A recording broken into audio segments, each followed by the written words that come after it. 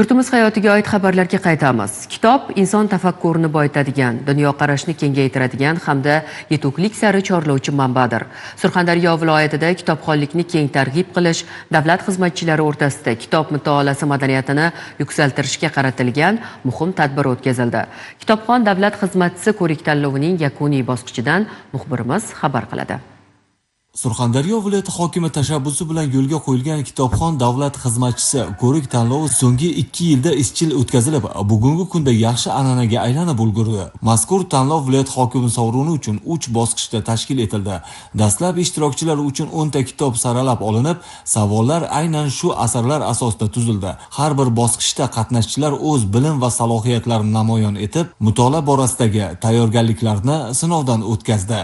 Hakamlar hay'atining yakuniy xulosasiga ko'ra, tanlovning hal qiluvchi 3-bosqichida quyidagi ishtirokchilar g'oliblikni qo'lga kiritdi. 1-o'rin Ra'no Oqboyeva, Sho'rchi tumani, 2-o'rin Muhiddin Xidirov, Termiz shahri, 3-o'rin Shohsanam Hazratqulova, Sho'rchi tumani. G'olib va sovrindorlar munosib rag'batlantirildi. 1-o'rin sohibiga Damas avtomashinasi topshirildi. 2-o'ringa esa 15 million so'm, 3-o'rin sohibi esa 10 million so'm pul mukofoti bilan taqdirlandi. Qaynonam, turmush o'rtog'im, hammasi farzandlarimni o'zlari olib turib, mayli sen o'qigin, tayyorlan, natija ko'rsatgin, endi shuncha harakatingga yarasha deb har kuni qo'llab-quvvatlashga harakat qildi.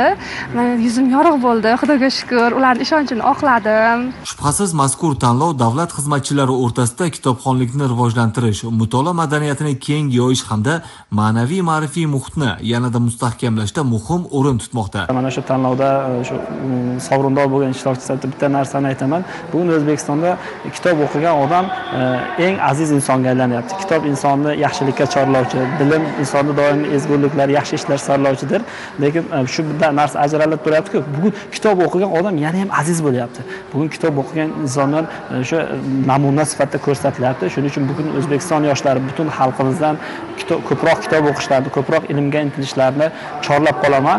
Eng asosiysi, ushbu tashabbus kelgusida boshqa hududlar uchun ham ibratli tajriba sifatida xizmat qilishi kutilmoqda. Bekzod Qodirov, Xolmat Ne'matullayev, Zamon informatsion dasturi uchun Surxondaryodan tayyorlandi.